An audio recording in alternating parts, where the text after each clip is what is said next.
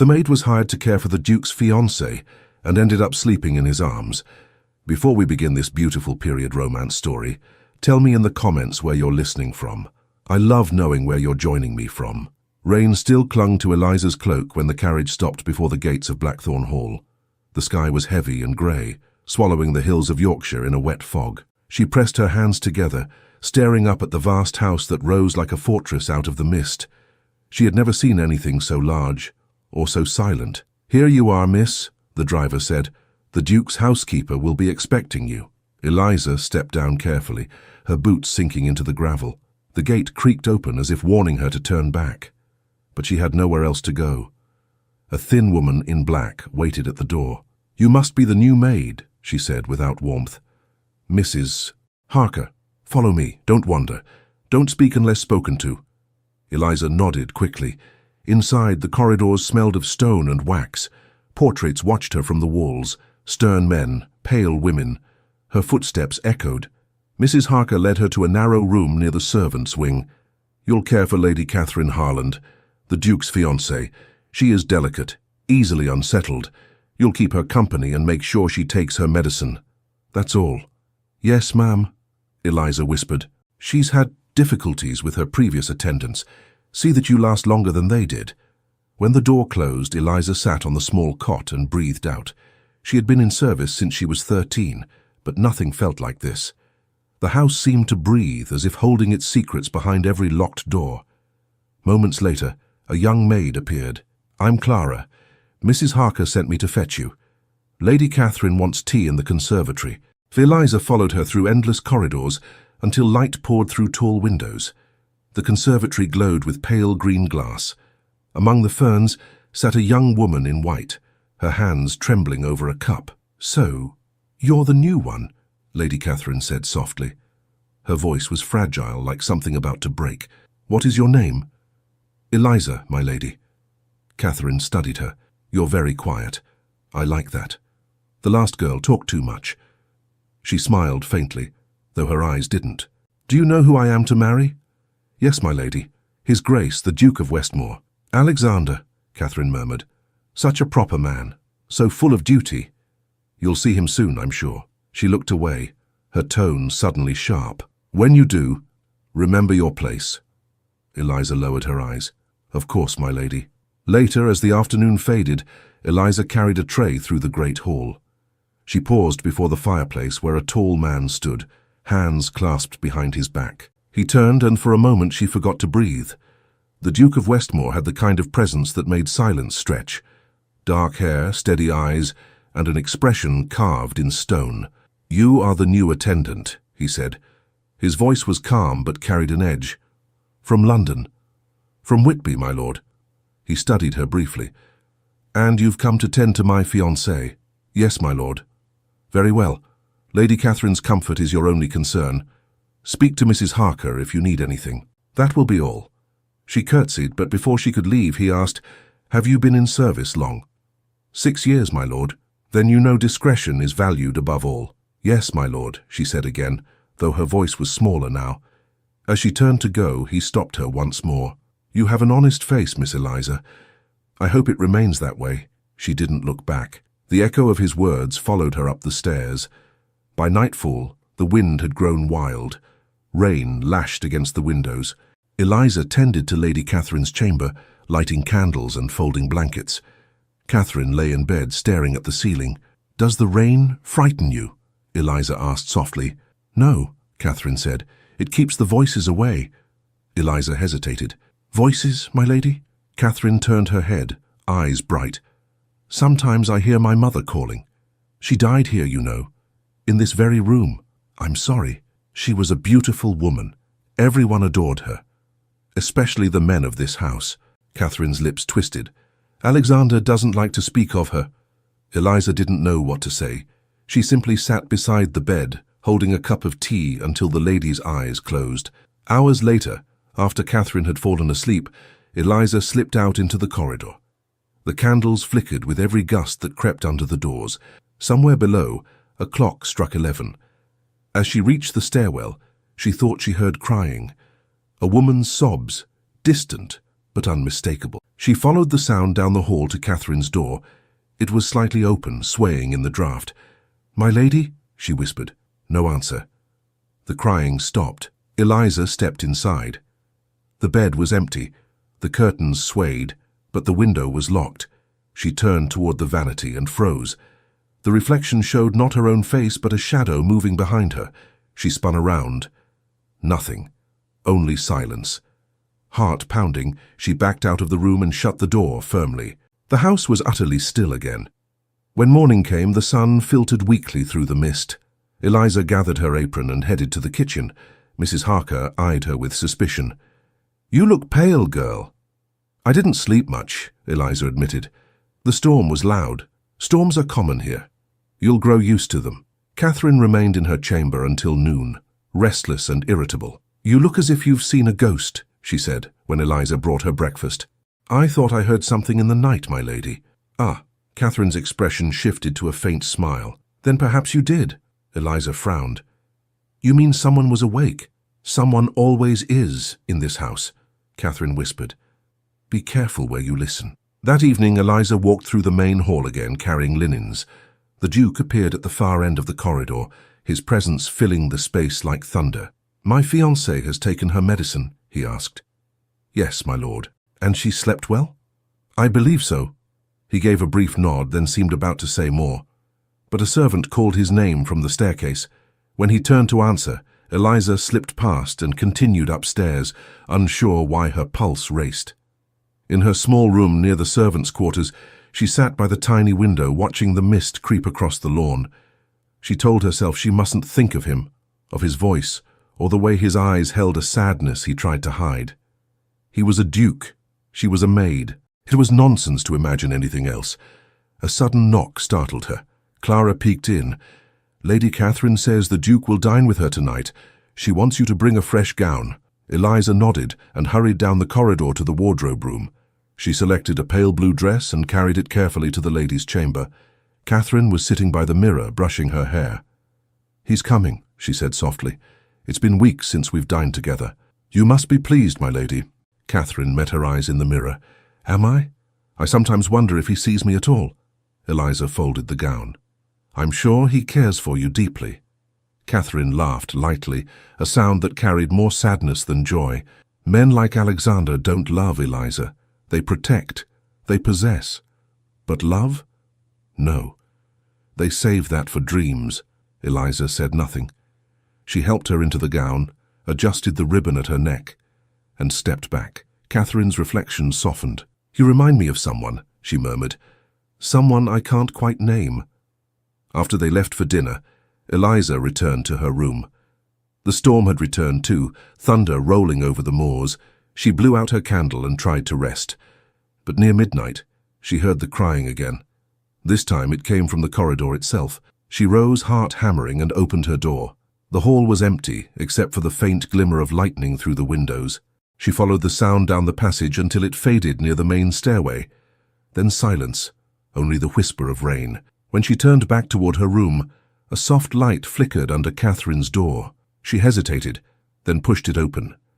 The bed was untouched. The lamp on the table burned low. The window curtains shifted in the breeze, though the window was still locked. She stepped closer, scanning the room. That was when she saw it. On the pillow, beside the untouched sheets, lay an object gleaming in the lamplight, a brooch of gold and enamel, carved with a crest, a falcon clutching a rose.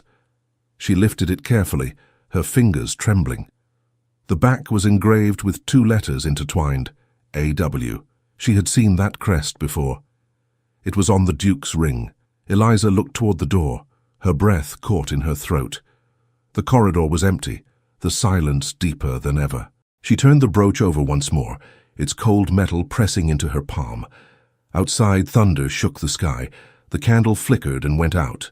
When she reached her small room, dripping from the rain that had slipped through the cracked window, she placed the brooch on her pillow. The crest seemed to glow in the dim light.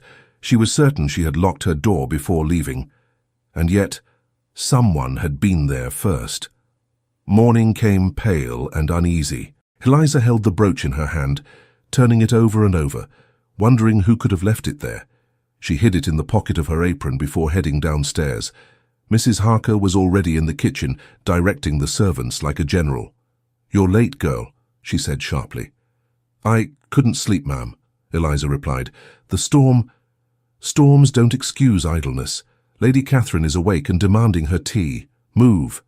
Eliza hurried up the stairs, balancing the tray. Catherine sat by the window, her nightgown a cloud of white against the grey light. She didn't turn when Eliza entered.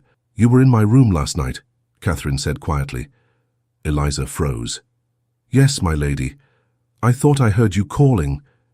Catherine looked at her reflection in the glass, not at Eliza. "Did you find anything?" Eliza hesitated. Only a brooch, my lady, on your pillow." At that, Catherine turned, her face pale but sharp. "Show it to me."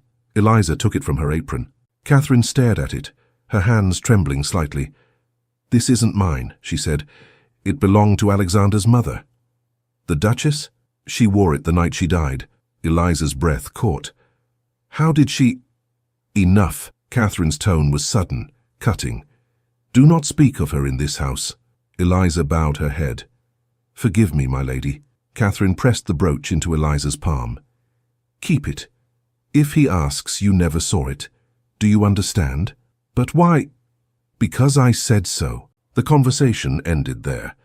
Later that day, Eliza tried to return the brooch discreetly. She passed through the library, a room lined with old books and heavy silence.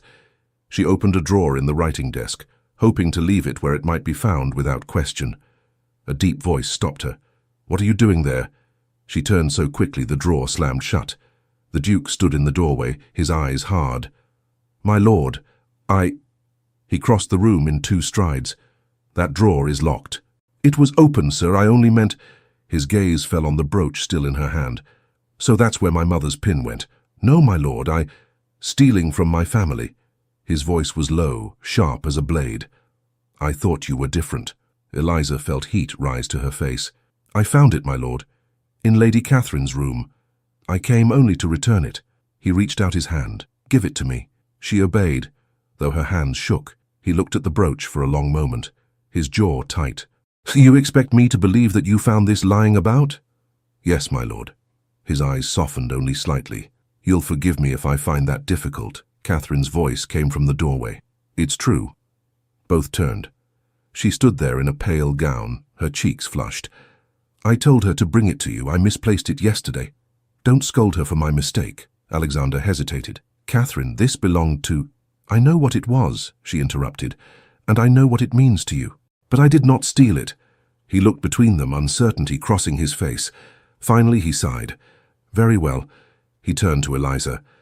"My apologies. I was mistaken." Eliza curtsied. "Of course, my lord." He left without another word. When he was gone, Catherine's smile faded. "He doesn't trust anyone," she murmured. "Not even me." Eliza said quietly. "He seemed only concerned, my lady." Catherine gave a short laugh. "Concern and suspicion often wear the same mask." She looked toward the hall. "You may go now." Eliza returned to her room, shaken. She should have felt relief, but something in the Duke's eyes had stayed with her, something beyond suspicion. Regret, perhaps, or loneliness.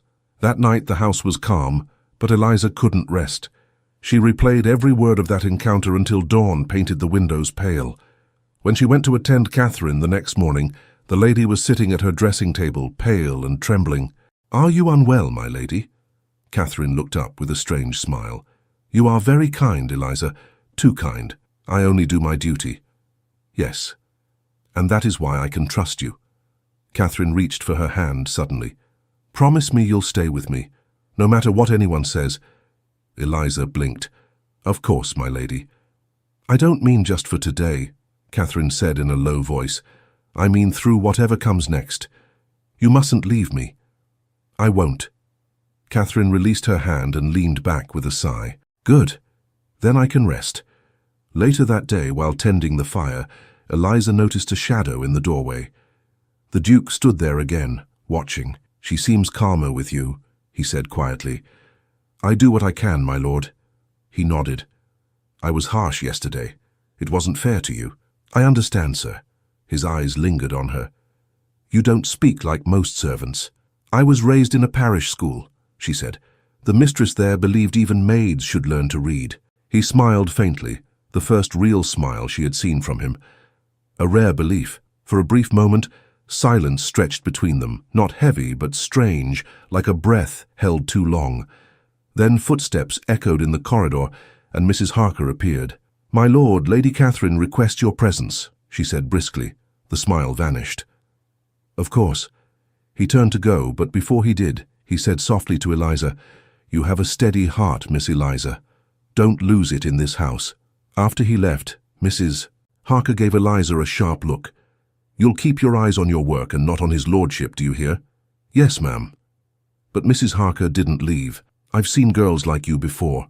Pretty faces that forget their station. It never ends well. Remember that." Eliza bit her tongue and nodded. That night, the air in Catherine's room was heavy with the scent of lavender. The lady lay restless, muttering in her sleep. Eliza wiped her forehead and whispered, "It's all right, my lady." Catherine stirred. "He'll leave me," she murmured, just as he left her. "Who, my lady?" But Catherine's eyes were still closed. "Don't let him go to the West Wing. Don't let him see her." Eliza froze. "See who?" Catherine's breathing steadied again. She was asleep. Eliza sat there until the candle burned low. The house was silent except for the ticking clock. Then, just before dawn, Catherine suddenly cried out and bolted upright. "Eliza!" "Yes, my lady?" Catherine clutched her arm, shaking. "Don't let them take me, promise me." "No one will, my lady. Please, you're safe." Catherine's eyes darted around the room as if searching for someone unseen. "You don't understand. There are things in this house. Things that watch. Try to rest," Eliza whispered. "I can't. I won't. Not until he tells the truth." "What truth?" But Catherine didn't answer. She turned away, trembling, and soon slipped back into uneasy sleep. When morning came, Eliza went down to fetch breakfast. The servants whispered in corners, their eyes following her. One of the maids murmured, "You'd think she was mistress herself, the way the Duke looks at her." Eliza pretended not to hear. She carried the tray upstairs, heart pounding. At the top of the stairs, she nearly collided with Alexander. He caught the tray before it could fall. "Forgive me," he said. "I didn't mean to startle you." "No harm done, my lord." He held her gaze a moment too long before clearing his throat. "Lady Catherine asked for tea, I suppose?" "Yes, my lord." He hesitated. "Has she been... well?" Eliza chose her words carefully. "She's been troubled, sir, but she tries to be brave." His expression softened. "You see more of her than anyone. Tell me honestly, do you think she's happy?" Eliza wanted to say yes, but the memory of Catherine's wild eyes stopped her. "I think she's lonely," he nodded slowly. "So am I." Before she could answer, footsteps approached. Catherine appeared at the end of the hall, pale and trembling. "Alexander," she said sharply, "what are you doing here?" "I came to see how you fare," he replied evenly. "You have other matters to attend," she said. "Leave me." "Catherine, I said leave." She turned to Eliza, her tone cutting. "And you, don't speak to him unless I say so." Eliza lowered her head. "Yes, my lady." Alexander looked between them, his jaw tightening but said nothing. He walked away. Catherine watched until he disappeared, then shut her door with a trembling hand. Hours passed in silence. Eliza stayed nearby, sewing by the fire. Catherine sat by the window, staring out at the rain. As evening fell, the lady began to weep softly. "He doesn't love me," she said. "He pities me." "That isn't true, my lady." Catherine's voice sharpened. "What do you know of love?" Eliza's throat tightened. "Nothing, my lady." Catherine rose suddenly and crossed the room. "You think I don't see the way he looks at you, the way you blush when he speaks?" "My lady, do you deny it?" Eliza stepped back, frightened by the intensity in her eyes. "I mean no harm. I've done nothing wrong." Catherine's face crumpled. She pressed her hands to her temples and began to cry. "I'm sorry. I don't know why I say such things. You must think me mad." Eliza shook her head. "No, my lady. You're only tired." Catherine's sobs quieted. "You're kind. Too kind. I don't deserve it." She turned toward the window, voice breaking. If only he could love me the way he once loved her. Eliza frowned. Her? But Catherine didn't answer. She sank into a chair, whispering to herself. By midnight, the rain returned, tapping against the windows like restless fingers. Eliza sat in the corner, fighting sleep. Catherine muttered in her dreams again, words tangled and strange. When dawn broke, the light through the curtains was grey and thin. Catherine lay still, breathing softly. Eliza rose quietly to fetch fresh water. At the door, she stopped. Something on the floor caught her eye, a folded piece of paper, sealed with red wax. She bent to pick it up. Her name was written across it in uneven handwriting. Hands shaking, she broke the seal. Inside was a single line, "She knows the truth." Before she could think what it meant, the door burst open, and Mrs. Harker stood there, pale and severe. "Where is Lady Catherine?" Eliza turned, startled. The bed was empty.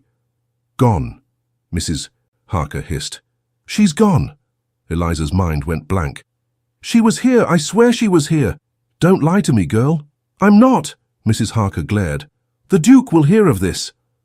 A moment later, the sound of boots echoed down the corridor. Alexander appeared, his face tight with disbelief. "What's happened?" "Your fiancée, my lord," Mrs. Harker said. "She's vanished." Eliza tried to speak, but no words came. The letter trembled in her hand. Alexander saw it. "What's that?" Eliza hesitated, then held it out. He unfolded it slowly, his brow furrowing at the words. "She knows the truth," he read aloud. The room seemed to freeze. No one spoke. The only sound was the wind pressing against the glass. Then Alexander looked at Eliza. "Who wrote this?" I don't know." His expression hardened. "Until I find her, no one leaves this house." Mrs. Harker pointed accusingly. "She was the last to see Lady Catherine." Alexander's eyes met Eliza's. For the first time there was something dark there, not anger exactly, but fear. "Keep her here," he said quietly, "until I decide what to do," and he turned away as the servants closed in around her. They locked Eliza in a small parlour near the servants' wing. The curtains were drawn, and 2 maids stood guard outside the door. She sat on the edge of a wooden chair, her hands clasped tightly together. Every sound from the hall made her heart jump. Hours passed before the door finally opened. The Duke entered, his coat damp from the rain, his expression unreadable. "You've had time to think," he said. "There's nothing to think, my lord," Eliza whispered. "I swear I know nothing of Lady Catherine's disappearance." He studied her face. "Then why was your name on that letter?" "I don't know. I found it on her floor. I would never harm her." He leaned closer. "Do you know where she might have gone?" "No, my lord." His voice softened slightly. "If you're lying, I'll know. But if you speak the truth, then someone in this house wants you blamed." Eliza met his eyes for the first time. "Do you believe me?" He hesitated. "I want to." Then he straightened. "You'll remain here until she's found. For your own safety. My safety. There are things about this house you don't understand." Before she could ask, he turned and left. The door closed behind him with a final thud. When night fell, Clara slipped in quietly with a tray of bread and tea. "You shouldn't be here," Eliza said. "They told me not to speak to you," Clara whispered. "But I had to. Everyone's saying you did something awful." "I didn't, I know. But Mrs. Harker says you bewitched the Duke. That's why he's protecting you." Eliza felt her stomach twist. "That's nonsense." Clara glanced nervously toward the door. "They've been searching the West Wing all evening. The Duke says he found footprints near the old gallery." "The West Wing?" Eliza frowned. "I thought it was sealed." "It is, or it was." Clara lowered her voice. "They say it's haunted by his mother." Eliza shivered. "Go back before they catch you here." When Clara left, the room felt colder. The wind moaned through the cracks in the window, and the candle flickered. Eliza closed her eyes and prayed that Catherine would be found safe. By morning, the house buzzed with whispers. A stable boy had seen a figure in white near the edge of the forest at dawn. The Duke rode out immediately with 2 men, leaving orders that Eliza was not to leave her room. Hours dragged. Rain began again, steady and grey. Then, late in the afternoon, footsteps approached. The door opened, and instead of the Duke, Mrs. Harker entered. She carried a folded handkerchief in her hand. "Found this by the lake," she said coldly. "Recognize it?" Eliza looked. It was embroidered with tiny blue flowers. Catherine's. "Where is she?" Mrs. Harker's eyes narrowed. "The Duke hasn't said. Perhaps you'd like to tell him yourself when he returns. I've done nothing wrong. Girls like you never think they have, always pretending innocence." She stepped closer. "Do you think you can fool him forever? Men like him don't marry servants, they use them. And when they're done, they throw them away." Eliza's cheeks burned. "I don't want his favor." Mrs. Harker gave a cold laugh. "Then you're a greater fool than I thought." She turned and left, slamming the door behind her. Evening came again before the Duke returned. His boots were muddy, his face pale with exhaustion. "They found no trace," he said quietly. Eliza rose. "Is she—" "No body," he interrupted. "No sign of struggle. It's as if she vanished." He sank into a chair, covering his face with one hand. "This house," he muttered. "It devours the women I care for." Eliza took a cautious step forward. "You should rest, my lord." He looked up, eyes red from lack of sleep. "Rest? When my fiancé is gone and my servants spread gossip like poison?" "I'm sorry," she whispered. His anger faded as quickly as it had come. "You've done nothing wrong. Then why keep me locked here?" He exhaled. "Because you're safer here than anywhere else." "From whom?" He didn't answer. Instead, he rose and walked toward the fireplace. "My mother died in this house," he said suddenly. "Did you know that?" Eliza shook her head. "She fell from the west balcony 20 years ago, or so they said." His voice lowered. "I was 10. I never believed it was an accident." She hesitated. "Do you think someone pushed her?"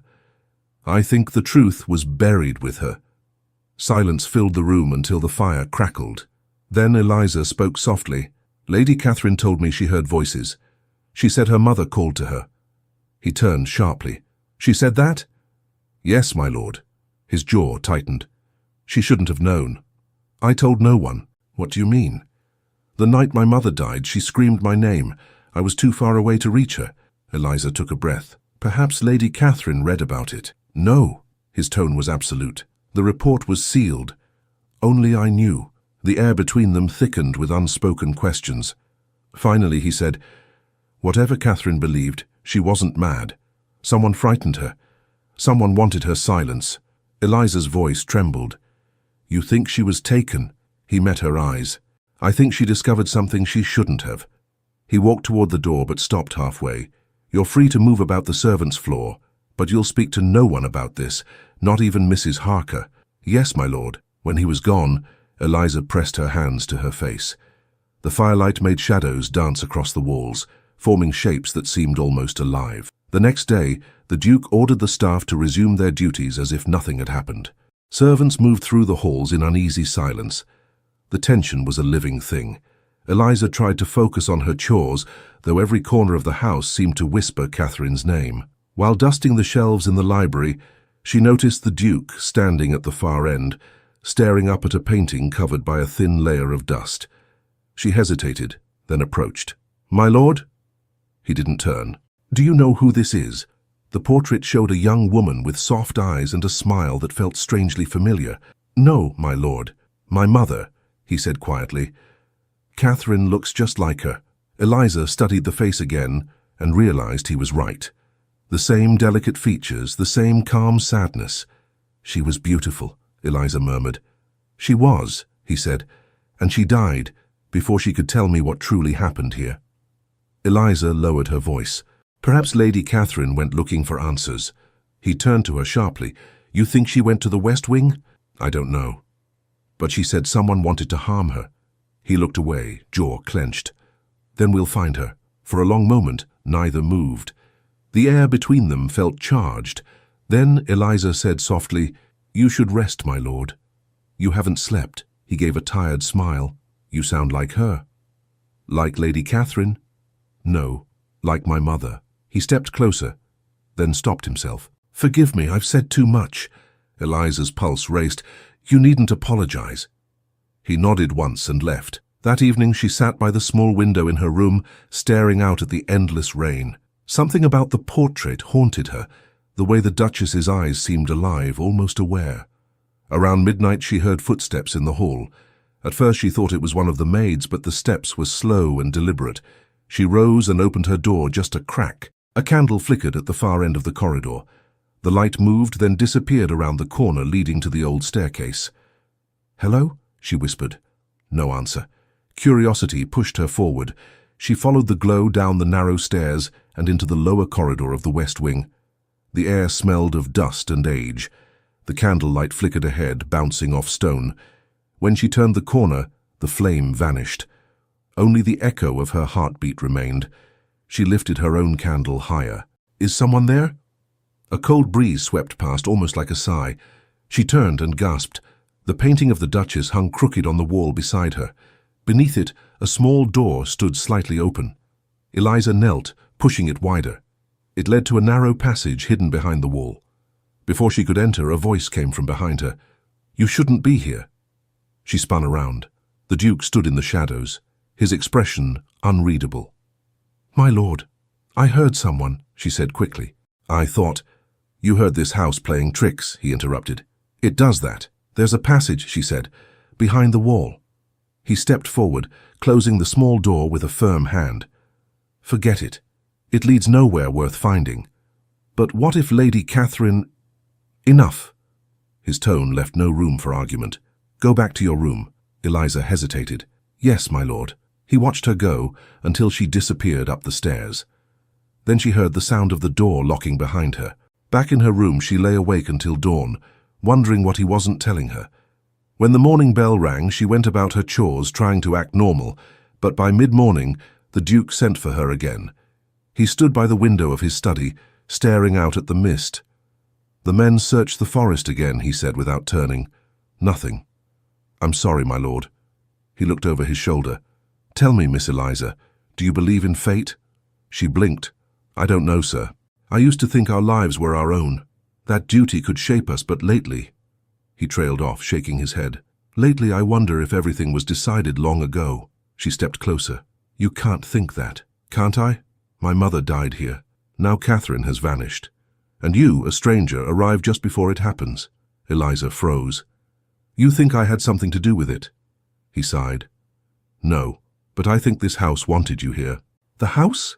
He turned fully toward her, his eyes tired but burning. Every stone remembers, every shadow listens. Before she could answer, a knock sounded at the door.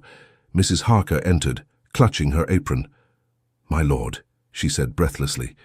"The men found something by the lake." Alexander's face went white. "What?" "A piece of fabric, torn from a gown." "What color?" "White." He strode past her, grabbing his coat. Eliza followed to the door. "My lord—" "Stay inside," he said without looking back. "Whatever they've found, you won't want to see it." The hours crawled by after he left. Rain beat against the windows, relentless. When he finally returned after dark, his clothes were soaked, his eyes hollow. "She's alive," he said quietly. Eliza's breath caught. "Where?" "She came back on her own." "Thank heaven," Eliza whispered. "Is she hurt?" "She's resting," he said, though something in his voice was strange, half relief, half dread. "What happened to her?"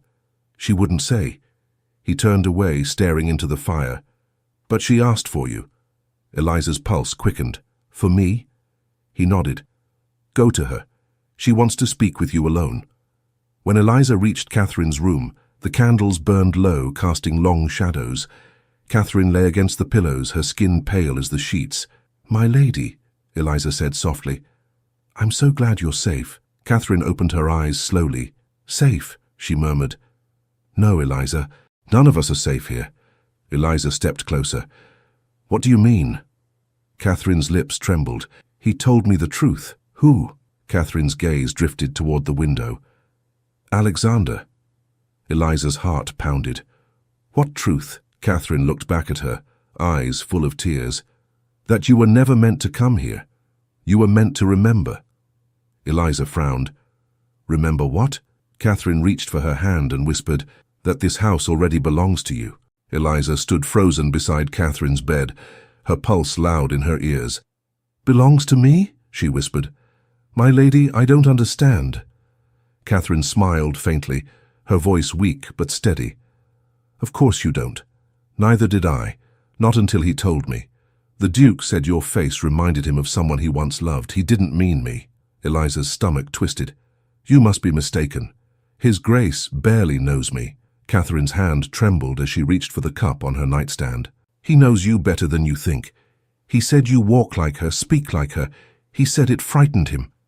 Eliza took a step back. Like who? My mother, Catherine murmured. The late Duchess of Westmore. The words hung in the air like smoke. Eliza felt the ground tilt beneath her. That can't be. Catherine gave a small laugh that ended in a cough. I thought the same, but the portrait doesn't lie, does it? Go look at it again. You'll see. Before Eliza could answer, the door opened. The Duke entered, his face drawn, his dark coat still damp from the rain. You shouldn't be speaking, he said gently to Catherine. You need rest. Catherine's tone hardened. You should have told her yourself. He looked sharply at Eliza. Told her what? That she is the image of your mother, Catherine said. Or is that another secret you prefer to keep buried? Alexander's jaw tightened. Enough, Catherine. You've been through a great ordeal. Catherine turned her face to the wall. So have you, my lord. You just hide it better. He stood silently for a long moment before motioning to Eliza. A word. Outside. Eliza followed him into the corridor, her hands clasped tightly. My lord, she began, Lady Catherine said things, strange things. He interrupted, his voice quiet but firm. She's ill, Eliza. Her mind is unsettled. Don't trouble yourself with her words. But she said, I know what she said. His tone softened. Do you believe her? I don't know what to believe, Eliza admitted. But the way she spoke, it frightened me. He nodded slowly. You've done nothing wrong. Stay near her, but don't encourage these fancies. Promise me. I promise, my lord. As he turned to leave, she caught a glimpse of something raw in his eyes, a flicker of guilt, perhaps, or fear. Later that day, the household resumed its uneasy routine. Servants moved like ghosts through the halls, whispering about Catherine's disappearance and return. Some claimed she'd gone mad. Others said she'd seen the spirit of the Duchess herself. Eliza kept to her duties, tending to Catherine, who now spoke little and stared for hours out the window. The silence between them felt heavy, full of things neither dared to say. One evening, as Eliza brushed Catherine's hair, the lady spoke suddenly. He watches you when you're not looking. Eliza froze. Who, my lady? Alexander. He tries not to, but he does. Eliza set down the brush. You're mistaken. No, I see it. The way he listens when you speak. The way he forgets himself for a moment. Catherine's reflection met Eliza's in the mirror. You should leave before it's too late. Eliza's voice trembled. Too late for what? For both of you, Catherine said softly. Before Eliza could reply, there was a knock. Mrs. Harker entered with her usual cold efficiency. His Grace wishes to see Miss Eliza in the study. Catherine turned sharply. Why? Mrs. Harker's expression didn't change. He didn't say, my lady.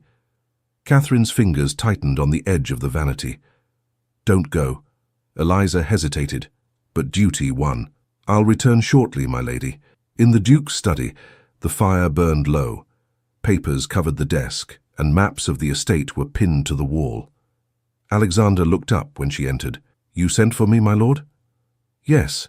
He gestured toward the chair opposite him. Sit, please. She obeyed, uneasy. I owe you an apology, he said, for doubting you when Catherine vanished. You did what any master would, she replied quietly. You feared for her safety, and for my honor, he added bitterly. That's what men like me are taught to value most. Eliza studied him, surprised by the weariness in his voice. You sound as if it's a burden. It is, he said simply. Every decision weighed against duty, every feeling examined like a sin. She hesitated. Even kindness. Especially kindness. He gave a short laugh. It makes us weak. Eliza shook her head. I don't believe kindness is weakness. He looked at her then, really looked, and something unspoken passed between them. For a moment the storm outside was forgotten. A knock at the door broke the silence. Mrs. Harker appeared again. Forgive me, my lord. A letter just arrived from the magistrate in York. He took it from her, scanning the seal. Leave us. When she was gone, he opened the letter and frowned. They've found nothing. No sign anyone left the estate the night Catherine disappeared. Eliza leaned forward. Then she never left. He met her eyes. It would seem not. A sudden gust rattled the windows. Eliza jumped. Alexander moved to steady the candle on the desk, and his hand brushed hers. The contact was brief, but it left a spark in the air. He pulled back quickly. "Forgive me." "There's nothing to forgive," she said, her voice barely audible. He took a deep breath. "You should go, it's late." She rose, but before she reached the door, he said, "Eliza." She turned. "If anything ever happens, if Catherine's moods grow worse, come to me first. Promise me that." "I promise." She left before her courage failed. The next morning, Catherine refused to eat. "He's been with you again," she said when Eliza entered. Eliza sighed. "He wished only to discuss your well-being." "My well-being?" Catherine laughed, a sharp, brittle sound. "Don't lie to me. I see how you look at him." "I don't... Do you think I'm blind?" Catherine's voice cracked. "You think I don't know what draws a man like him to a girl like you? You're new, untouched by his world. That's all." Eliza stood her ground. "I'm your servant, not your rival." Catherine stared at her for a long moment, then looked away. "You're right. Forgive me. I'm tired." Eliza nodded, though her heart was pounding. By afternoon, the tension in the house grew unbearable.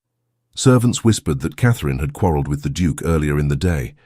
No one knew why, but his voice had been heard echoing through the corridors, followed by the sound of a door slamming. Eliza found him in the garden at dusk, standing near the old stone fountain. "My lord," she called softly. He turned, startled. "Eliza, you shouldn't be out here. I was worried. The servant said you were upset." He looked away. "Catherine believes I've betrayed her." "Because of me?" He hesitated, then nodded.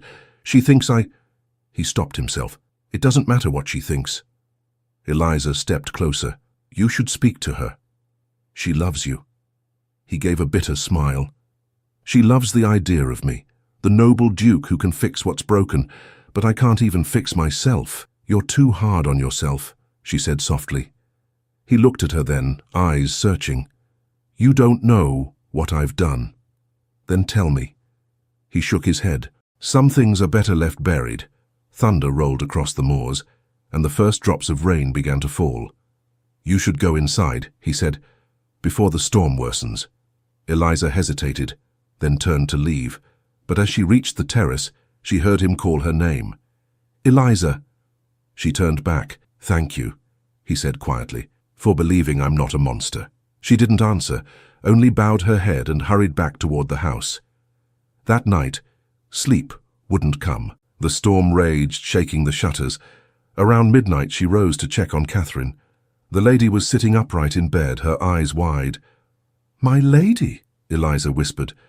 "You should rest." Catherine's voice was calm, almost eerie. He went to her room again. Eliza frowned. "Whose room?" "The Duchess's." "There's no such room." "There is," Catherine said, "in the West Wing. He thinks I don't know, but I followed him once." "My lady, please." "You'll see for yourself," Catherine interrupted, "when he calls you there." Eliza tried to soothe her, but Catherine only smiled faintly and lay back down. Within minutes, she was asleep. The next morning, Catherine refused to speak at all. When Eliza asked if she wished for breakfast, she simply shook her head. By noon, the Duke sent for her again. "She's unwell," he said, pacing the study. "The physician thinks she may need to be taken to London." "She doesn't want to leave," Eliza said quietly. "She may have no choice." He stopped, facing her. "I never wanted this. I only wanted to keep my promise to her father." Eliza frowned. "Promise? When her father died, I swore to protect her. Marrying her was the only way to do that. But you don't love her." His silence was answer enough. Before either could speak again, a servant burst in, breathless. "My lord, Lady Catherine, she's missing again." Alexander's face went pale. "What?" "She's not in her room. The maids can't find her anywhere." Eliza's knees went weak. "No." The Duke turned to her. "Where would she go?" "I don't know. She's been frightened. She spoke of voices, of your mother's room." He didn't wait for her to finish. "The West Wing." They ran through the corridors together, the air thick with the scent of rain. Servants followed with lanterns, whispering prayers. When they reached the west wing, the doors groaned as they opened. Dust drifted through the air like mist. "There," Eliza said, pointing toward the old gallery. A faint light glowed at the far end. Alexander rushed forward, calling Catherine's name. No answer. Eliza followed close behind, her heart pounding. Then, through the broken windows, lightning flashed, and in that instant she saw her. Catherine standing at the edge of the lake below, her white gown whipping in the wind. "My lord!" Eliza cried. "There!" Without hesitation, Alexander sprinted down the steps into the storm. Eliza gathered her skirts and ran after him. Rain soaked them both as they reached the shore. Catherine stood motionless, the brooch in her hand, her eyes fixed on the water. "Catherine!" Alexander shouted. "Come back!" She turned slowly, her hair plastered to her face. "You lied to me." "Whatever you think." "You said she was nothing," Catherine screamed. "But she's everything you see when you look at me." Eliza stepped forward. "My lady, please, let's go inside. You'll catch your death." Catherine's voice broke. Death would be mercy. Alexander took another step, his hand outstretched. "Please." For a moment, it seemed she might listen. Then she looked at Eliza and whispered, "Ask him about the promise he made to my father. Ask him who it was really meant for." Lightning split the sky. Eliza blinked, and Catherine was gone, swallowed by the storm's darkness. Eliza stumbled through the mud, calling Catherine's name again and again, but the storm drowned her voice. The Duke reached the edge of the lake first, searching frantically in the water. "She's not here," Eliza cried, breathless. "She couldn't have vanished again." Alexander's coat was soaked, his hair plastered to his face. "She didn't drown," he said firmly. "The current is too shallow." "Then where— Look!" He pointed toward the trees. A faint figure moved between the branches, the white of Catherine's gown flashing like a ghost. Without thinking, Eliza ran after her. The mud clung to her boots, branches tore at her sleeves. "My lady!" she shouted. "Please stop!" The figure stumbled, then collapsed. Eliza reached her first. Catherine lay trembling, rain running down her face, her fingers still gripping the golden brooch. "My lady," Eliza whispered, kneeling beside her. "You're safe now." Catherine's eyes fluttered open. "Safe," she said weakly. "No one is safe in this house." Alexander knelt beside them. "Catherine, please, come back inside." She turned her head toward him. "You think you can save me, Alexander. You can't even save yourself." He tried to lift her, but she pulled away. "Don't touch me. Don't pretend to care." Eliza caught her hand gently. "You're ill, my lady. Let us help you." Catherine looked at her, eyes burning with something like pity. "You still don't see, do you? You don't know what he's done." "Enough," Alexander said quietly. "We'll talk inside." He lifted her despite her protests, and they carried her back through the rain. When they reached the castle, Mrs. Harker gasped at the sight. Servants hurried to fetch blankets and hot water. "Take her to her room," Alexander ordered, "and no one else enters unless I give permission." Eliza followed, helping the maids dry Catherine's hair and change her clothes. When the others left, Catherine whispered, "He'll tell you soon. He won't have a choice." Eliza touched her arm. "Tell me what, my lady?" Catherine's voice dropped to a tremor. "About the promise, about you." Before Eliza could ask more, Catherine closed her eyes, too weak to speak. Later that evening, the physician arrived from the village. "Exhaustion," he said after examining her. "A few days of rest and she'll recover." Alexander thanked him and saw him out. When he returned, Eliza was standing by the window, watching the rain slide down the glass. "She'll be fine," he said quietly. Eliza nodded. "She said strange things again." His eyes met hers. "What kind of things?" "She spoke of a promise," Eliza said. "One you made to her father. She said it wasn't meant for her." He turned away. "She's delirious." "Is she?" Eliza asked softly. "She seems to know things she shouldn't." He faced her again, anger flickering beneath his calm. "You think I'd lie to her? To you?" "No," Eliza said quickly, "but there are truths that frighten even honest men." He stared at her for a moment, then exhaled. "You have a dangerous mind, Miss Eliza. Or only a curious one." He almost smiled. "Curiosity ruins more souls than sin." Then we are both already ruined, she said before she could stop herself. The words hung between them. He stepped closer.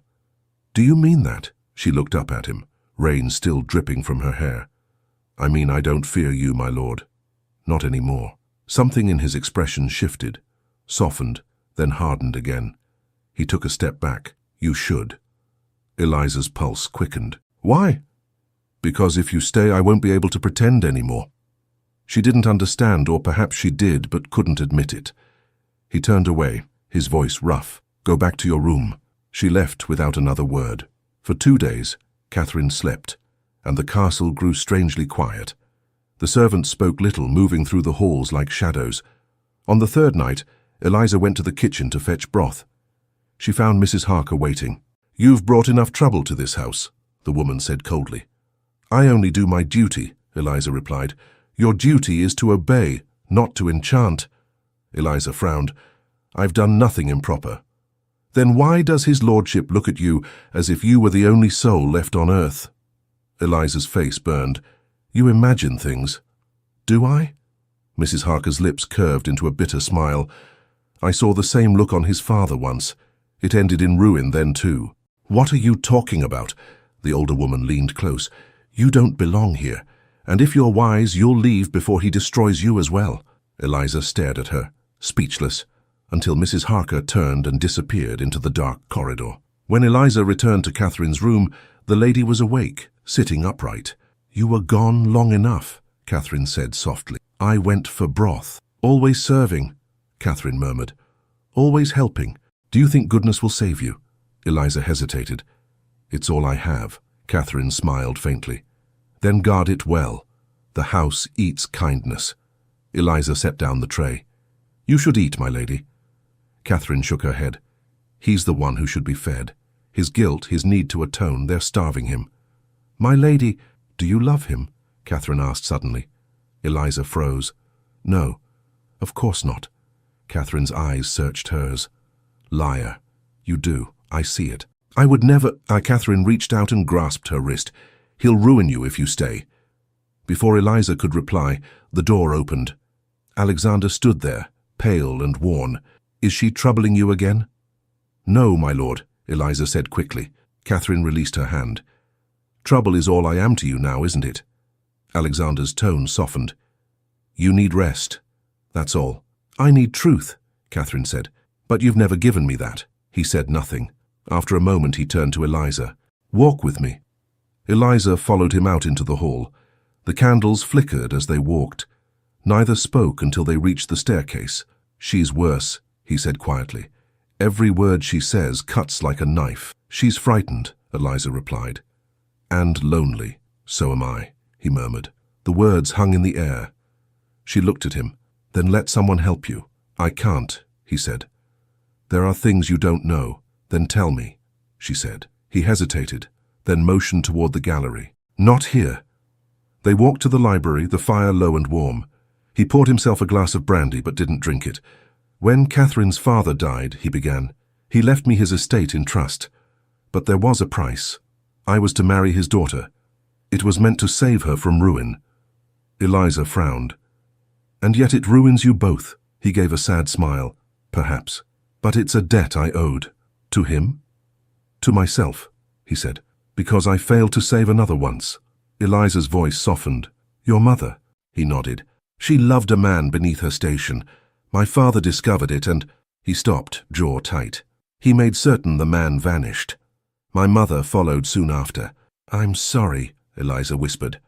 He looked at her, his voice low. Catherine said you belong to this house. Maybe she's right.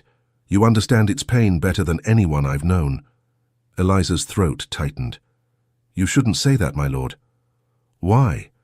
Because words like that can't be taken back. He took a step toward her. Maybe I don't want to take them back. For a heartbeat, the air between them felt electric. Then he turned abruptly away, setting down the glass. You should go, before I forget who I'm supposed to be. She left, her heart pounding, her thoughts a storm. The next morning, Catherine was sitting by the window again, pale but alert. You were with him last night, she said quietly. Eliza's voice caught. Only for a moment. Catherine's tone softened. He'll destroy himself trying to be good. And you'll destroy yourself trying to believe him. Eliza wanted to argue, but she couldn't. Catherine turned her face toward the window. When the time comes, you'll see the truth for yourself. Later that night, Eliza went to her room exhausted. A letter waited on her pillow, sealed with no name. She opened it slowly. The handwriting was unfamiliar. If you love the Duke, leave this place, before it takes you too. Her hands trembled as she read it again. Someone knew. Someone watched. Before she could think what to do, there was a knock. She hid the letter quickly. "Come in," she called. The Duke stepped inside. "Forgive the hour," he said. "I needed to see you." "My lord." "Not as your master," he interrupted. "As a man," her breath caught. "You shouldn't be here." "I know." He hesitated, then said, "I can't stop thinking about you." She shook her head. "You're engaged." "I gave a promise, yes, but not my heart." "Please, my lord," she whispered. "Don't say these things." He took her hand. "Eliza, tell me you feel nothing and I'll leave this room." She tried to speak, but the words failed. "Tell me," he said again, his voice breaking. Her eyes met his. "I can't." The silence that followed was louder than thunder. He lifted her hand slowly, then dropped it as if burned. "Then God forgive me," he said. Outside, lightning flashed, illuminating the corridor through the open door. And in that instant, both saw the same thing. Catherine standing there, drenched and trembling, watching them in silence. Catherine's voice broke the silence before either of them could move. "So it's true." Eliza stepped back, her face pale. "My lady, don't," Catherine said sharply. Her gown clung to her like a shadow, her hair tangled and wet. "Don't lie to me. I saw everything." Alexander took a step toward her. "Catherine, listen." She laughed, the sound brittle. "Listen. I've listened for months, Alexander, to your silences, to your pity, and now I see what fills them." Eliza tried to speak, but Catherine turned on her. "Do you think I don't know what you are? You came into my house, into my life, pretending kindness, pretending loyalty." "I never pretended," Eliza said softly. "I've only tried to care for you." "Care?" Catherine's eyes gleamed. "You've stolen everything that was mine." Alexander's voice cut through the air. "Enough!" She looked at him, trembling. "You defend her in my presence? She's done nothing wrong."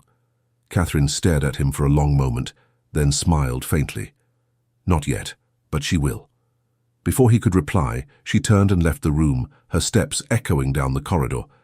Eliza sank into the nearest chair, shaking. "My lord, I swear—" "I know," Alexander said quietly. "This isn't your fault. She hates me now. She hates the truth," he said. "And the truth frightens her." Eliza lifted her eyes to his. "Then tell me the truth, my lord, all of it." He hesitated. The firelight flickered over his face, revealing the weariness etched there. "If I tell you, you'll wish you'd never come to Blackthorn." "Tell me anyway." He drew a deep breath. "Before Catherine's father died, he made me promise to protect both his daughters." "Both?" Eliza's voice faltered. "He had only one." Alexander looked at her, and something in his eyes made her stomach drop. "No," he said quietly. "He had two."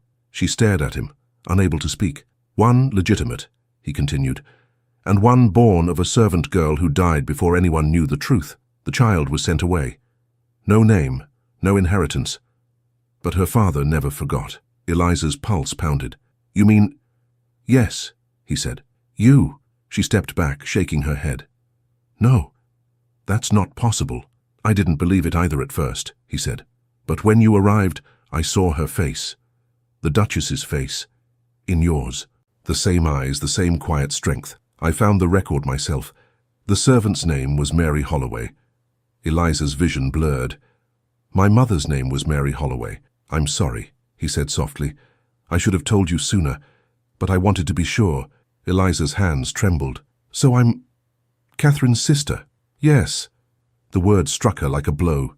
She turned away, gripping the edge of the table. "She can never know." "She already does," Alexander said. "That's why she hates you." Eliza's knees went weak. "Then she'll never forgive me." "Perhaps not," he said, "but she deserves to know I never meant to deceive her. And so do you." Eliza's eyes filled with tears.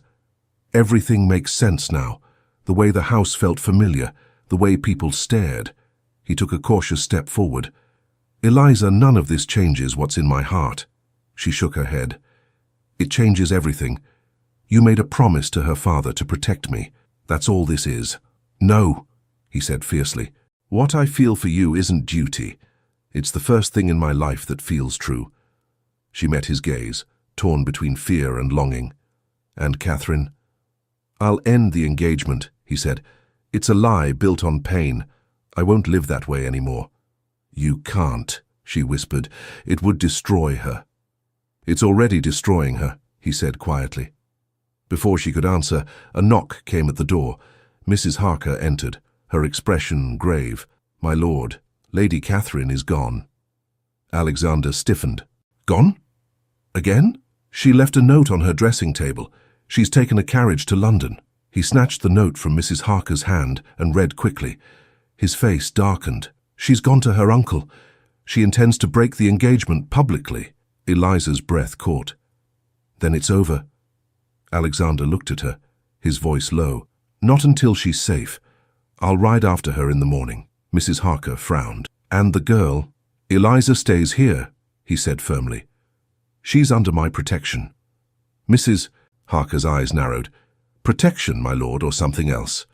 "That will be all, Mrs. Harker." The woman hesitated, then left, muttering under her breath. When they were alone, Alexander looked at Eliza again. "I'll find her and bring her home. Then I'll tell the world the truth. You deserve your name, your place." Eliza shook her head. "I don't want a name, my lord. I want peace." "You'll have both," he said. That night, Eliza couldn't sleep. Every creak of the old house made her flinch. When she finally rose, she found herself walking the corridors without knowing why. The storm had passed, but the air still felt heavy. At the end of the hall, she stopped before the locked door of the west wing. Something compelled her to try the handle. To her surprise, it opened. The corridor beyond was covered in dust. She stepped inside, her candle flickering. Paintings lined the walls, ancestors long gone, faces stern and watchful. At the far end stood the portrait of the Duchess. Eliza stared at it, her heart pounding. The woman's eyes seemed almost alive, filled with a sorrow Eliza finally understood. "You were my grandmother," she whispered, "and I never knew." Behind her, the floor creaked. She turned quickly. Mrs. Harker stood in the shadows, her face pale. "You shouldn't be here," she said. Eliza steadied her voice. "You knew, didn't you?" The housekeeper's lips pressed tight. "I served the old Duchess. I know what her husband did to that poor girl. I tried to forget, but when you arrived, I saw her ghost in your eyes. Why didn't you tell me?" "Because nothing good comes from digging up the dead," Mrs. Harker said. "And now you've dragged it all back." Eliza took a step closer. "You think I wanted this?" Mrs. Harker's voice softened. "Leave while you still can. The Duke means well, but men like him are bound by their guilt. He'll destroy you without meaning to." Eliza stared at her. "You think I should just vanish?" "I think you should live," the woman said quietly and turned away. Eliza was left alone with the flickering candle and the portrait's silent gaze. The next morning, Alexander left before dawn. The sound of hooves faded into the mist. Eliza stood by the window, watching until he disappeared beyond the hills. The house felt emptier than ever. The servants avoided her eyes, whispering whenever she passed. She spent the day tending to small tasks, anything to keep her hands busy. That evening, as she prepared for bed, a knock came at her door. It was Clara, her face pale. "Miss, there's someone downstairs asking for you." "For me?" Clara nodded. "A messenger. Says he came from London." Eliza hurried down to the main hall, where a young man stood dripping rain onto the floor. He handed her a folded letter. "From His Grace," he said. "He asked that it be given only to you." Eliza broke the seal. "I found Catherine. She's safe with her uncle, but the truth is spreading faster than I expected. I will remain in London a few days to settle matters. Do not leave the house. Trust no one but Harker. I will return soon." Her hands trembled as she read it again. "Did he say anything else?" she asked the messenger. The man hesitated. "Only that he was being followed when he sent me." "Followed?" The messenger nodded, uneasy. "Said not to worry, but he looked troubled." Eliza's stomach tightened. "Thank you. You'd better go before the roads flood again."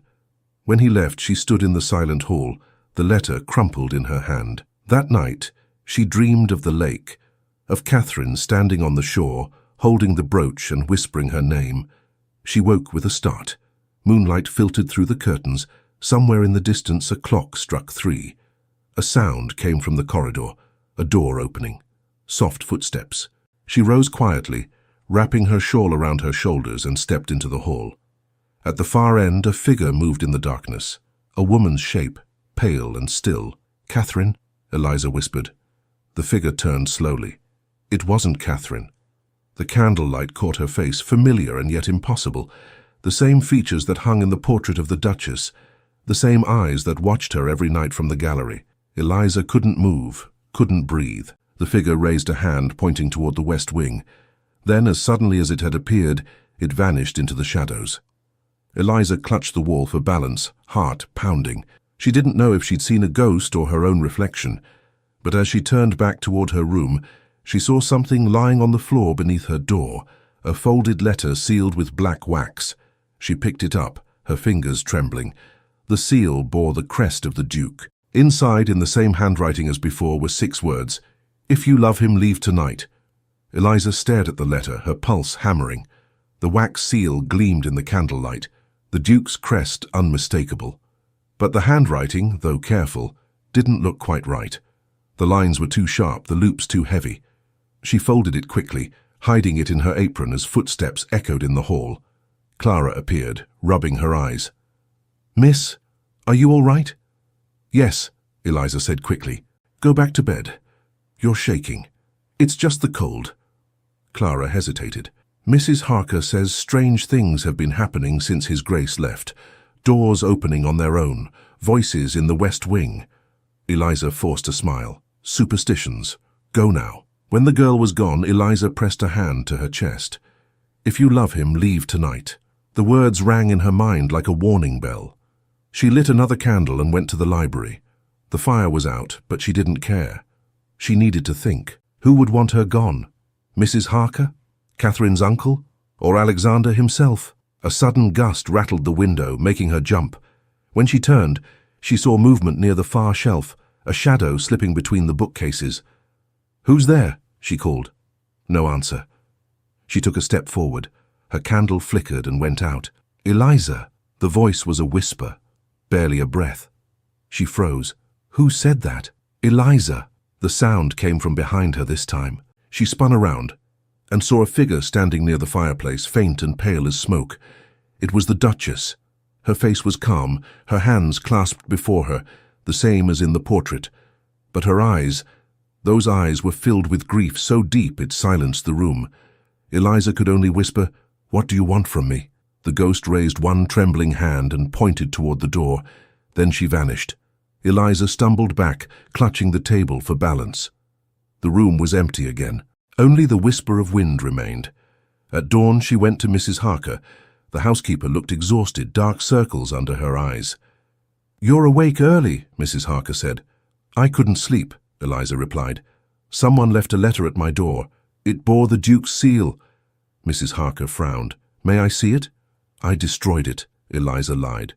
"That was wise," the woman said. "No good comes from letters in this house." Eliza studied her face. "You don't seem surprised." "I've seen enough tricks in my years here to fill a dozen coffins," Mrs. Harker said. "Ghosts, secrets, blackmail, it's all the same. You'd do best to forget." Eliza hesitated. "What did you mean before? That the Duke is bound by guilt?" Mrs. Harker's mouth tightened. "He carries more than his own sins. He carries his father's, that's all I'll say." Before Eliza could press her further, a knock sounded at the door. Clara ran in, breathless. "A carriage, Mrs. Harker. A man's just arrived." Eliza's heart leapt. "The Duke?" "No, miss. Someone else. He says he's from London." They hurried to the main hall. A tall man stood dripping rain onto the floor, his coat travel-stained. He bowed slightly. "I beg your pardon. I'm Dr. Hollis, Lady Catherine's physician." Eliza blinked. "Catherine's?" "Yes. I was sent by her uncle to ensure her health. Is she here?" Mrs. Harker's face hardened. "Lady Catherine left for London 2 days ago." The doctor frowned. Impossible.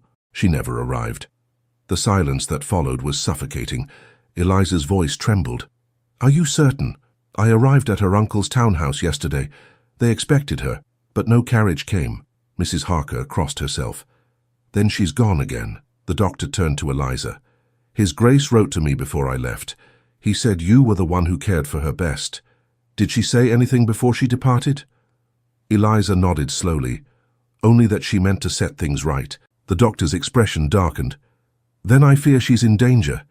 There are men in London who would use her name and her secrets for profit. What secrets? Eliza asked. He hesitated. That's for the Duke to tell, not me. Where is he? In London, Eliza said faintly. Then someone must warn him. Before anyone could answer, the door blew open with a gust of cold wind.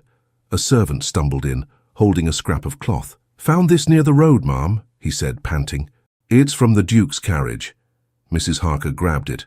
The cloth was torn and stained with mud. The doctor frowned. Was there an accident? No, the servant said, but there were tracks. 2 horses, not one. Looked like someone followed him. Eliza's hands went cold. Followed? The doctor's face grew grim. Then His Grace may not have reached London either. They spent the rest of the morning sending messengers in every direction. By afternoon, one returned with news. The Duke's coach had been found abandoned near the old stone bridge. No sign of driver or horses. Eliza refused to sit still. She rode with the search party despite Mrs. Harker's protests. The road was slick with mud, the sky heavy and grey. When they reached the bridge, the men spread out, calling Alexander's name. Eliza stood at the edge, staring into the water below. It moved slow and dark beneath the arches. Miss, one of the men called. Over here. She ran to where he stood, pointing to a patch of grass. There, half buried in the mud, lay a ring, the Duke's ring, marked with the crest of Westmore. Eliza picked it up, her breath catching. The metal was cold as ice.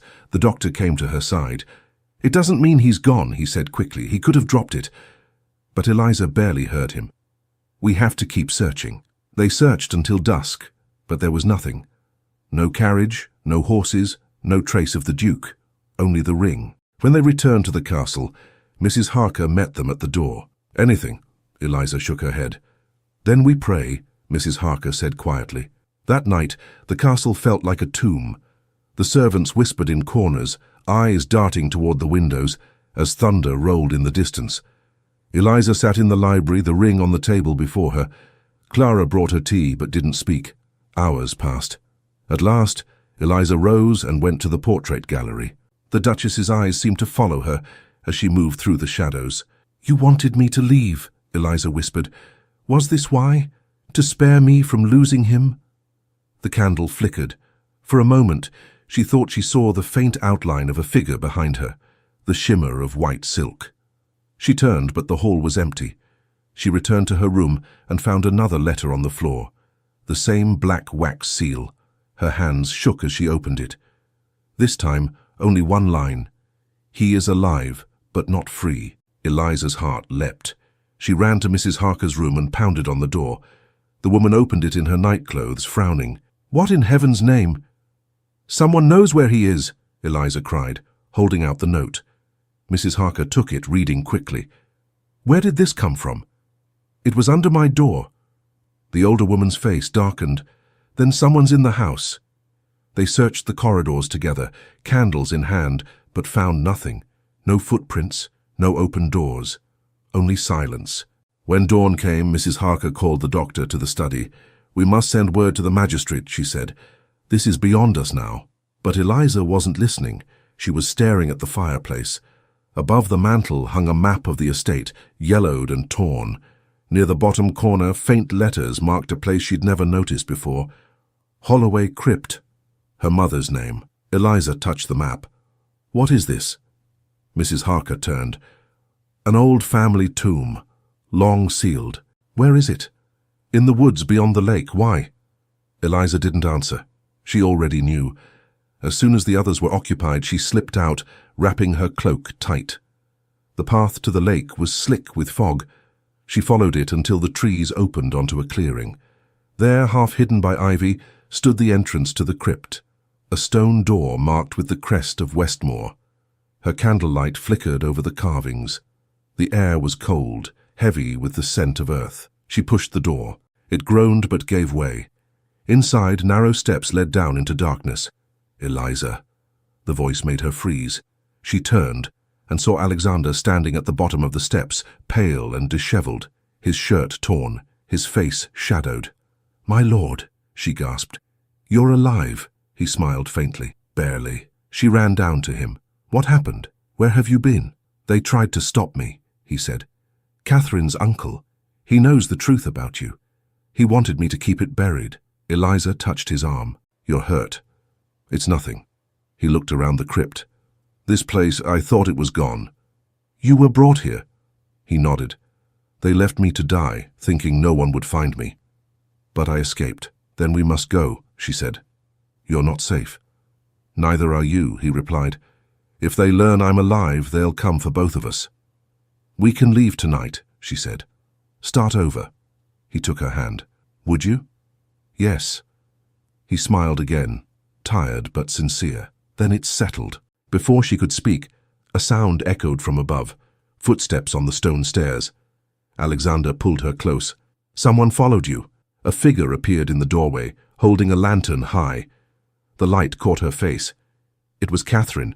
Her eyes were wild, her voice calm.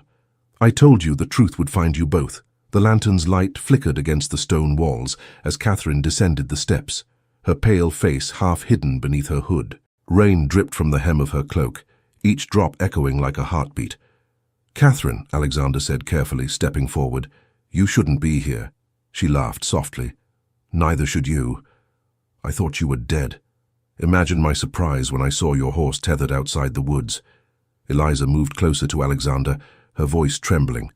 "My lady, please, you're unwell. Let us help you." "Help me?" Catherine's smile faltered. "I think I'm the only one who sees things clearly. You both wear masks and call it honesty." Alexander's tone hardened. "Whatever you believe, this ends tonight. No more secrets, no more lies." Catherine held the lantern higher, the light throwing wild shadows on the crypt's walls. "Lies?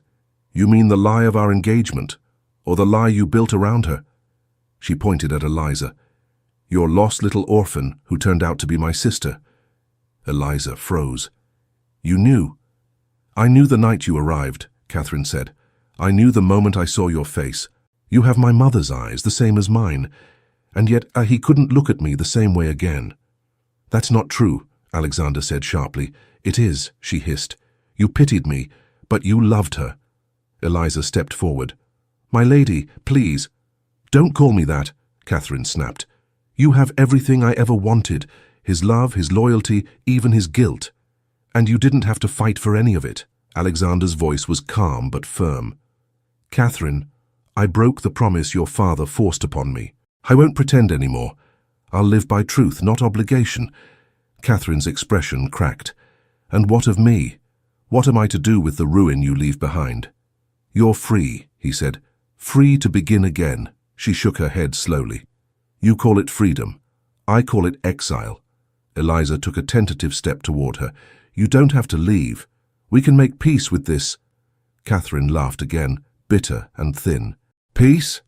Do you think I could ever walk the same halls, knowing the woman he truly loves shares my blood?" The lantern flame wavered. Catherine's eyes softened for a fleeting moment as she looked at Eliza. "You were never my enemy. I tried to hate you. But how can you hate a mirror?" "I don't want your life," Eliza said quietly. "Or your title. I only want peace for all of us." "You think love brings peace," Catherine whispered. "It brings only chains." Alexander stepped between them. "Catherine, listen to me. What happened between our parents poisoned this house. Don't let it poison us too."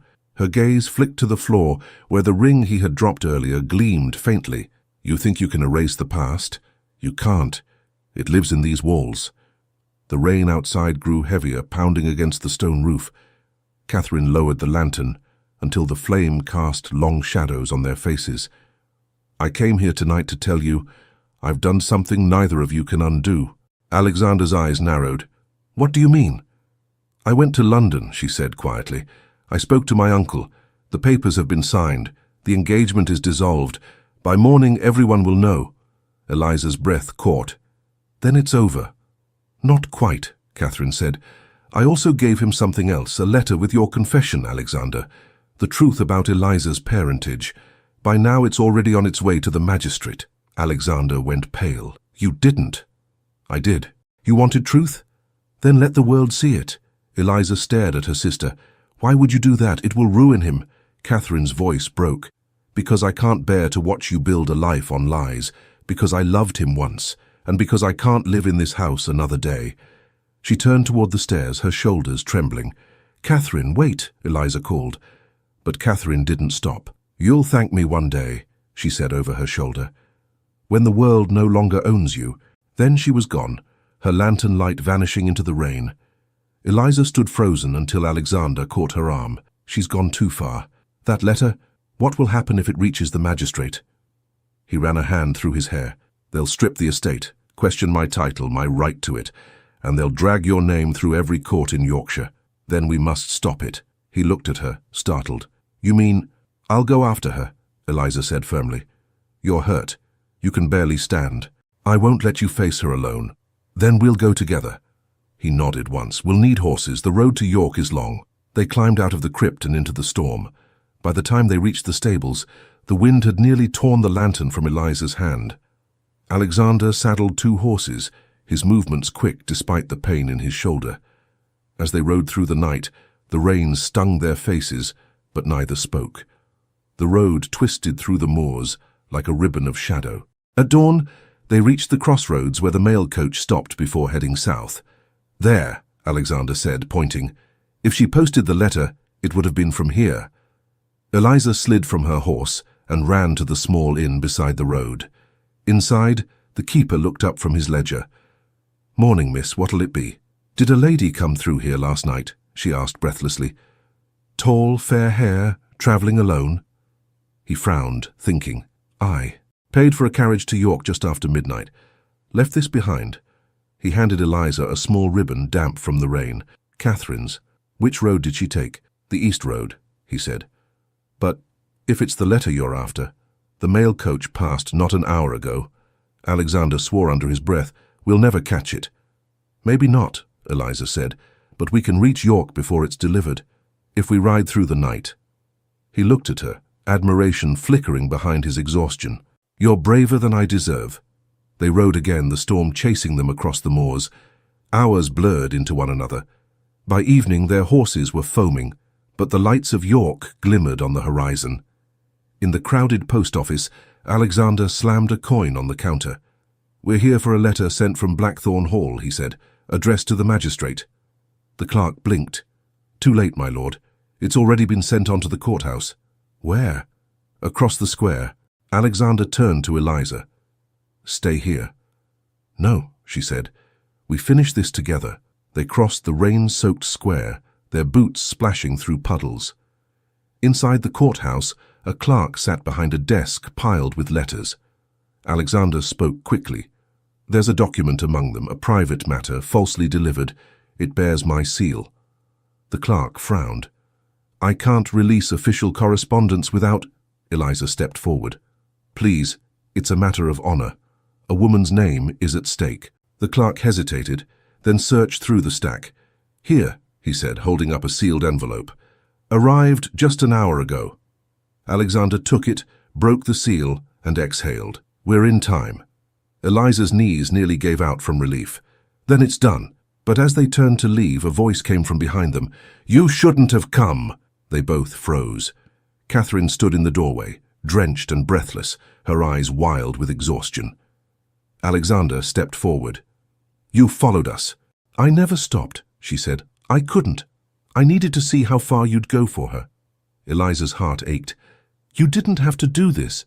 I did, Catherine said, because if I couldn't have your love, Alexander, at least I could have your truth. You already have it, he said. You always did. Her expression softened just for a moment. Then why does it still hurt? Eliza reached for her, but Catherine stepped back. Keep it, she said, nodding toward the letter. Burn it if you must. But the world will learn the truth anyway. Secrets can't live forever. Rain streamed from her cloak as she turned and walked into the square. Catherine, Alexander called after her, but she didn't look back. They followed her out into the storm. At the edge of the street, a carriage waited, its driver already aboard. Catherine climbed inside and closed the door. The horses lurched forward, wheels splashing through the mud. Eliza and Alexander stood watching until the carriage vanished into the rain. Alexander's voice was rough. "She'll never forgive us." "Perhaps forgiveness isn't what she needs," Eliza said quietly. "Maybe she just needs freedom." He turned to her, the rain running down his face. "And what do you need?" Eliza looked toward the road, where the carriage lights had disappeared. "To start over." He took her hand gently. "Then we will." She managed a small smile. "Together? Always." The bell of the courthouse struck noon, echoing across the square. Thunder rolled one last time and then faded, leaving only the sound of rain. They stood there, hand in hand, as if the world around them had gone still. And then, from the shadows of an alley across the street, a cloaked figure stepped forward, watching them with cold eyes. In his gloved hand, he held the second copy of Catherine's letter. The rain didn't stop until morning. By then, the streets of York were quiet. The storm washed into silence. Alexander and Eliza stood in the small inn where they'd taken shelter, the air thick with the scent of damp wood and smoke. Eliza sat near the fire, her eyes fixed on the flames. "She won't come back," she said softly. "Catherine's gone for good." Alexander poured 2 cups of tea, his movements slow, deliberate. "She deserves peace," he said. "For the first time, perhaps she'll find it." Eliza looked up. "And us?" He met her gaze. "We'll return to Blackthorn. What happens next must be faced there." The journey home was long and silent. The countryside still glistened from the storm, fields heavy with mist. When they reached the gates of Blackthorn Hall, the servants gathered, whispering among themselves. Mrs. Harker stepped forward, her face drawn but steady. "My lord," she said, "we feared you lost." "Not lost," Alexander replied. "Only delayed." Her eyes shifted to Eliza. "And Lady Catherine?" "She's safe," Eliza said quietly. "She won't be returning." Mrs. Harker's lips pressed together, but she said nothing more. She gestured to the waiting servants. "The house has been prepared for your return, my lord." Inside, the hall felt changed. The silence no longer pressed so heavily. The portraits no longer seemed to watch. The storm had washed something away, though neither of them knew what. That evening, Alexander found Eliza in the conservatory, standing before the same window where she had first met Catherine. The sky beyond was turning gold with sunset. "Do you ever wonder," he asked softly, "if peace is only another kind of silence?" Eliza turned to him. "Peace is what's left when the noise has burned itself out." He smiled faintly. "You sound like my mother." She tilted her head. "You've said that before. It's still true." He took her hand, but gently, almost with hesitation. "The world may never accept what we've done," he said, "but I no longer care. I've lived too long by duty." "You kept your promises," she said. "Perhaps," he replied, "but some promises are prisons." Eliza looked out the window again. "Then let's make no more of them." "Agreed," he said. "Only truth between us." Days passed in uneasy calm. The letter Catherine had sent never reached the magistrate. Alexander had destroyed it in the courthouse fire that burned the previous night. Word spread slowly through the countryside that the Duke of Westmore's engagement was dissolved, the lady gone abroad for her health. No one spoke of Eliza's lineage. The Duke's word was enough, but not everyone believed it. One afternoon, Mrs. Harker entered the study, her expression grim. "A man came to the gate, my lord," she said. "Said he was from London. He asked for Miss Eliza by name." Alexander's shoulders tensed. "What did you tell him?" "That she wasn't here, but he left this." She handed him an envelope sealed with black wax. Eliza's heart skipped. "Another letter." He broke the seal. Inside was a single page, neatly written. "The truth can't be buried twice." No signature. Alexander crumpled it and threw it into the fire. "Let them dig," he said. "There's nothing left to find." Mrs. Harker hesitated. "Begging your pardon, my lord, but secrets don't die easily in this house." He turned sharply. "That's enough, Harker." She bowed her head and withdrew. Eliza watched the letter curl and blacken in the fire. "Do you think Catherine sent it?" He shook his head. "No. This hand was colder. It's someone who wants what she couldn't have." "Power." Eliza said nothing. The flames crackled softly, consuming the last of the ink. Weeks passed. Slowly, the house began to breathe again.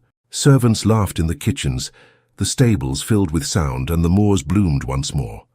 Eliza found herself in the gardens often, pruning roses or reading by the fountain. For the first time, she belonged somewhere, not as a servant, not as an heiress, simply as herself. One afternoon, Mrs. Harker approached her quietly. "The doctor says His Grace's shoulder is nearly healed," she said. "He's been asking for you." Eliza smiled. "I'll come." She found Alexander in the music room, the windows open to the breeze. He was seated at the piano, his fingers moving gently over the keys, though no melody came. "You play," she said. "Badly," he replied. "My mother tried to teach me once. She said every note was a prayer." "And did you believe her?" "I do now." He looked up at her, a hint of warmth in his eyes. "You've changed this place, Eliza. It doesn't feel cursed anymore." She shook her head. "I didn't change it. I only stopped running from it." He stood slowly, crossing the room until they were face to face. "You remind me that not everything broken needs mending. Some things are meant to stay cracked, to let the light in." Eliza blushed. "You speak as if you found peace." "Perhaps I have." They fell into silence, the kind that felt full instead of empty. That evening, a messenger arrived from London. Alexander opened the letter at once, his face unreadable. "What is it?" Eliza asked. "Catherine," he said quietly. "She's in France. Her uncle sent word. She's entered a convent near Calais." Eliza's throat tightened. "Then she's safe." "She's safe," he repeated, "and free." She touched his hand. "That's all she ever wanted." He nodded. "And perhaps all we should want too." In the days that followed, Alexander began to restore the West Wing. The crypt was sealed once more, the portraits cleaned, the broken windows mended. He wanted to erase the years of silence, but he left one thing untouched, the painting of the Duchess. One night Eliza found him there, standing before it. "She looks like you," he said softly. "She looks like Catherine too," Eliza replied. He smiled. "Then perhaps she's finally at peace as well." The room fell quiet except for the distant sound of the clock. Eliza said, "Do you ever regret it, destroying the letter?" He shook his head. "Truth can be many things, Eliza. Sometimes mercy is one of them." Her eyes filled with tears she didn't try to hide. "And what are we now? Who are we without the lies?" He reached out, brushing a tear from her cheek. "We're what's left when the lies are gone." The firelight danced between them, soft and warm.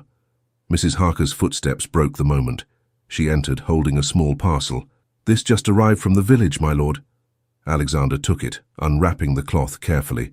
Inside was a silver locket, old, tarnished, its hinges worn. Eliza's breath caught. "That was my mother's." "Where did it come from?" Alexander asked. "The messenger said it was found near the Holloway crypt when the men sealed it," Mrs. Harker replied. Eliza took it in trembling hands and opened it. Inside was a faded miniature of a young woman, Mary Holloway, and beside it a lock of hair tied with a blue ribbon. She looked up at Alexander. She kept this all her life. She loved him, even after everything. He nodded slowly. "Love survives what pride can't." Mrs. Harker lingered at the door. "The past is at rest now," she said. "Let it stay buried." When she was gone, Eliza closed the locket and pressed it to her chest. "Then it's truly over." Alexander smiled faintly. "Not over. Changed." The following morning, the first snow of the season dusted the hills. The air was crisp, the sky pale blue. The servants decorated the great hall for winter. Laughter echoed again through the corridors. Eliza stood by the window, watching the white fields beyond. She didn't notice Alexander until his reflection appeared beside hers in the glass. "It's beautiful," she said. "It's home," he replied. She turned to face him. "Do you ever think we were meant to find each other?" "I think we were meant to save each other," he said. She smiled. "Then we've done our duty." He reached for her hand. "It doesn't feel like duty anymore." They stood together in silence, the light from the fire painting their faces in gold and red. As the day faded into evening, the bells from the nearby village church drifted faintly through the air. A wedding, perhaps, or a celebration. Eliza closed her eyes and listened. When she opened them again, Alexander was watching her. "What is it?" he asked. "Nothing," she said softly. "Only peace." He smiled. "Then keep it, Eliza. Keep it as long as you can. She looked up at him, her heart steady now, her fear gone. And you? He leaned closer. I'll keep you. Outside, the snow continued to fall, quiet and steady. Neither of them noticed the man on horseback waiting at the edge of the woods, a sealed document tucked inside his coat. It bore the crest of the crown, and the Duke of Westmore's name written across the top. The messenger on horseback dismounted slowly, snow falling against his shoulders. He knocked at the great oak doors of Blackthorn Hall, his breath forming white clouds in the cold morning air. Mrs. Harker answered, her eyes narrowing. What business brings you here? Official delivery, the man said, handing her the sealed document. For the Duke of Westmore, immediate attention. Mrs. Harker took it, thanked him curtly, and shut the door. The wax seal bore the mark of the crown. She hesitated only a moment before carrying it to the study, where Alexander and Eliza sat together by the fire. My lord, she said softly, a letter from London. Alexander took it, broke the seal, and read. His expression changed, surprise, disbelief, then something close to wonder. What is it? Eliza asked. He looked up at her, eyes bright. It's over. The inquiry has been dismissed. The Crown has accepted my resignation from the title of Duke. Eliza frowned. Resignation? I asked for it, he said. I no longer want to live under a name that brought so much pain. I've been released from all obligations. Blackthorn remains mine, but I'm free. Mrs. Harker blinked. Free? You mean no more duties, no more counsels, no more debt to anyone but myself? He smiled faintly. And to her, Eliza's breath caught. Alexander. He folded the letter carefully. They've granted my request to renounce the title. From this day forward, there is no Duke of Westmore. Only a man who wishes to start anew. Mrs. Harker's eyes softened. Then perhaps the house will finally rest. When she left, Eliza rose and went to the window. Snow still drifted lightly outside, each flake shimmering in the pale sunlight. You gave up everything, she whispered. I gave up nothing I wanted to keep, he said. I have enough, and I have you. She turned to him, her voice unsteady. And if the world asks who I am? Then I'll tell them the truth, he said, that you're Eliza Holloway, the woman who saved my life and my soul. Her lips trembled. You mean that? With everything I am. He stepped closer, taking her hands in his. Marry me, Eliza. Not for title or duty. Marry me because I can't imagine waking another day without you. Her answer came without hesitation. Yes. He exhaled as if he'd been holding his breath for years. Then let's have no delay. I won't risk losing you to another storm. She smiled through her tears. I think we've survived enough of those. They were married quietly 2 days later in the small stone chapel on the edge of the estate. The snow was still falling, soft and steady, covering the moors in white. Only a few witnesses stood by, Mrs. Harker, Clara, and the village priest, who had known Alexander since childhood. Eliza wore a simple gown of ivory muslin, her hair loosely pinned, a single white rose at her shoulder. Alexander, no longer dressed as a duke, wore a dark coat and plain gloves. When he took her hand, his eyes were steady and warm. Do you, Alexander, take this woman? The priest began, but the words faded into the stillness of the morning. When it was done, he kissed her gently, reverently, and the bells from the village carried through the air, bright against the winter sky. Mrs. Harker wiped her eyes discreetly. A good match, she murmured. Perhaps the first honest one this house has seen in a century. Afterward, Alexander led Eliza out into the courtyard, where snowflakes caught in her hair like tiny stars. Do you realize, he said softly, that this is the first time I've felt at home? Eliza laughed lightly. You've always been home. You just didn't know it. He touched her cheek. And you've always been the storm I needed. They spent that afternoon walking through the quiet rooms of the house, now warm with firelight. The servants smiled as they passed. In the library, Eliza paused by the piano, running her fingers along the keys. Play something, Alexander said. I can't, she replied with a shy laugh. I've never learned. Then we'll learn together. He sat beside her and pressed a single note. The sound echoed softly through the room. See? Not so frightening. She played another, and he joined her. Soon the air was filled with hesitant, uneven music, two hearts finding rhythm in the quiet. When evening came, Mrs. Harker arranged a small supper for them, bread, roasted game, and a bottle of the Duke's old wine. "To your new life," she said, lifting a glass. Alexander smiled. "And to yours. You've carried this house longer than anyone. You deserve rest as much as we do." Mrs. Harker's eyes glistened. "Then I'll rest, knowing it's finally in good hands." Later, when the house had gone still, Eliza stood at the window of their chamber, watching the snow fall over the frozen lake. The candlelight flickered across the walls, soft and golden. Alexander came up behind her, wrapping his arms around her waist. "You're quiet," he murmured. "I was thinking of Catherine," she said. "Do you think she's happy?" "I think she's free," he said. "And that's enough." Eliza turned to face him. "Then we're all free now." He nodded. "Yes." He leaned down, his forehead against hers. "I used to believe love was something earned through sacrifice. Now I know it's the only thing that asks for nothing." Eliza smiled. "It asks for honesty." He kissed her, softly at first, then with the certainty of a man who had found what he'd been searching for all his life. Outside, the snow fell harder, cloaking the world in white. The next morning, sunlight poured through the windows, glinting off the frost. The bells from the chapel rang again, this time for joy. The villagers came to the gates with baskets of flowers and warm bread, cheering when Alexander and Eliza appeared on the steps. He greeted them all with laughter, his arm around her shoulders. "Blackthorn belongs to everyone now," he said. "Its doors will never be closed again." That evening, a feast was held in the great hall. The long tables were covered in candles and food, and the air filled with laughter and music. For the first time in memory, Blackthorn Hall was alive. Clara danced with one of the stable boys near the hearth. Mrs. Harker watched from a chair by the fire, smiling faintly. Eliza and Alexander stood at the center of it all, hand in hand. "Do you hear that?" he asked. "Hear what?" "The sound of this house breathing again." She laughed. "It sounds like happiness." They danced together slowly, as the music swelled around them. The fire crackled, and snow drifted against the windows. When the last candle burned low, they slipped outside. The moon hung bright above the frozen fields. "Tell me something true," Eliza said, her breath clouding in the cold. Alexander smiled. "I'm not afraid anymore." "Of what?" "Of losing what I love." Eliza touched his face. "Then keep it close." "I intend to." He took her hand and placed it over his heart.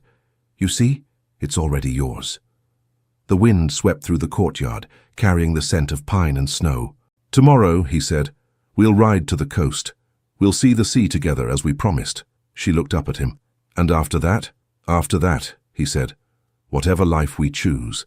They stood in silence, the stars bright above them.